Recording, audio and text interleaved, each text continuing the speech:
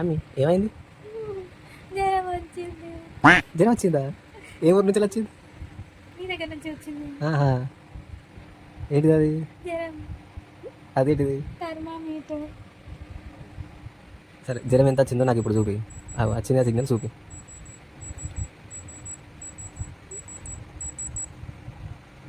అమ్మో, 100.1 బాగానే వచ్చింది.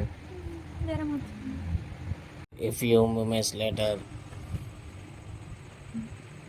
మళ్ళీ ఏం చెప్తాను? మళ్ళీ ఏంటిది? ఇందాక చూసుకున్నావు కదా, అంటే నువ్వు చూసుకున్నప్పుడల్లా నీకు జ్వరం పెరుగుతుందనా తగ్గుతుందనా? చూసుకొని నిమిషం కూడా అవుతలేదు కదా. ఇందాకనేమో అక్కడ పెట్టుకున్నావు, ఇప్పుడేమో నోట్లో పెట్టుకుంటాను, తర్వాత ఇక్కడ పెట్టుకుంటూ. ఇంత ముందు 100 ఉన్నది, ఇప్పుడు 1 పాయింట్ పెరిగింది ఘోరంగా. ఇవి ఎట్లా హాస్పిటల్కి పోయి డైరెక్ట్ గ్లూకోజ్లు పెట్టాలి ఇక. సూది వేయాలి, ఒక్క 15 రోజులు చికెన్ బంద్ చేయాలి ఇక, అంతే. చికెన్ బంద్ చేస్తా అంటే నేను ఇంట్లో నుంచి తింటా. మెడల్ కట్టి వెళ్తా, బాబులు తింటా. చికెన్ బంద్ చేస్తేనే జ్వరం తగ్గుతుంది, ఓకేనా? ఫుల్ హై ఫీవర్ ఉన్నప్పుడు చికెన్ బిర్యానీ తినే బ్యాచ్ నాది. 100 దాటింది అక్కడ, చికెన్ తినద్దు, చికెన్ బంద్ ఇక. అరే